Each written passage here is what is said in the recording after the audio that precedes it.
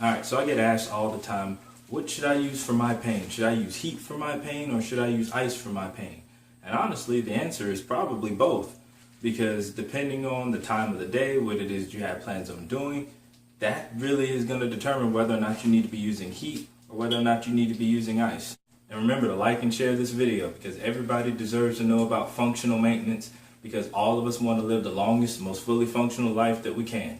So, what's the difference? Heat versus ice. So most of us would easily say we prefer heat over ice when it comes to treating an ailing muscle or injury because it just feels a lot better. The warmth of it just makes your muscles relax a whole lot easier. But when you put heat on a muscle, the other thing that happens on top of it relaxing and the pain easing off for a little bit, you're bringing in more blood flow. And when you bring more blood flow into the area, you add swelling to the area. So at the end of the day, when you just finished a long day of work and you're aching, your back feels swollen and it's sore and it's throbbing, when you go home and lay on that heat pack, yeah, it feels good while you're laying on that heat because it relaxes that muscle, but at the same time, it's bringing in more blood flow. And usually what happens once you get off the heat, 5-10 minutes later, your back is aching again, and usually it's aching a little bit more because now there's even more swelling in there and it's making it even harder to move. So if the heat is making your back worse at the end of the day, when should you be using it? In the morning when you wake up. Because in the morning, you're a lot stiffer. You haven't moved. The muscles, they need to loosen up, and heat does really well at loosening up muscles. You've been laying stiff, so there isn't as much blood flow going into the muscles. So heat is perfect for the morning when you just get up out of the bed. That way you bring in that blood flow, you get those muscles to relax, and they loosen up, and they allow you to stretch and get going and get limber. Because you're trying to get up and get unstiff in the morning, because in the mornings, most of us are crumpled over from a fetal position or laying whichever way, and we're stiff, and it's harder for us to move. So heat is a real good thing to do in the morning to loosen muscles up so that you can continue to get up, go, and move. So if heat isn't the best thing for us in the evening, then it automatically makes ice the perfect thing for us in the evening.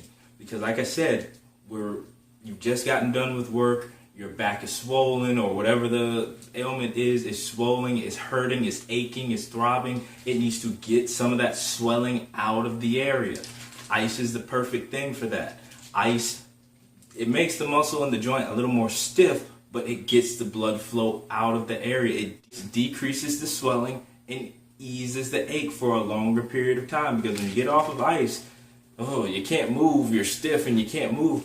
But you're not as sore, you're not as achy, you don't feel that throb as much because some of that blood flow that's in there throbbing, and when you're feeling that ache in your back, it's gotten out of the area. The ice has pushed that blood flow away.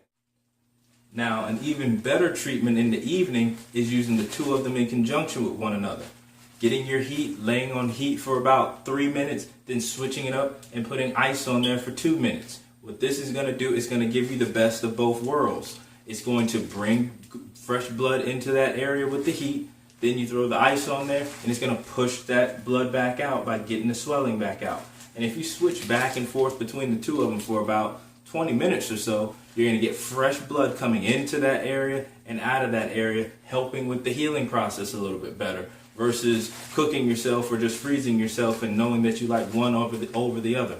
Use them both together and get the best of both worlds and really do something good for your back or for whatever is ailing you to get it to heal a little bit quicker and not have that deep ache and that horrible throb for as long. And as far as your heat and ice go, there are things around the house that you can use that make perfect ice packs and perfect heat packs that are a lot more cost efficient than going out and spending money in the stores on them. So as far as your heat, I know a lot of you probably have heard of getting this the rice and putting it in a sock and putting the sock in the microwave and heating it up that way. That is a great way. It is very cost efficient, but what I have found is instead of using rice, using dried beans. Because beans are a little bit bigger so they can retain a little bit more heat. And to me personally, they don't stink as bad as the dried rice or the rice, because when you put that rice in the microwave, after a few times it gives off a horrible smell. And to me, it's worse than the one that the beans give off. But you can be the own judge of that and figure that out for yourself. But as far as having more heat and retaining more heat, the beans are bigger. They can retain more heat, so you can stay on that heat pad just a little bit longer than when you can on the rice.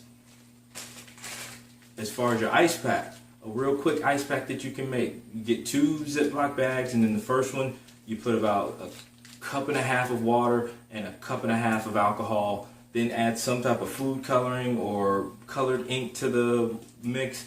Put it in the freezer, freeze it, and you get a gel type ice pack that you can actually place and let it conform to the body part that you're trying to do without going out and spending tons of money on a gel ice pack. Alright, I hope these tips help you to manage your pain a little bit better. And remember, like and share this video because all of us need to know about functional maintenance and things that we can do to keep our body running as efficiently as we can. Be fit, be functional, be blessed.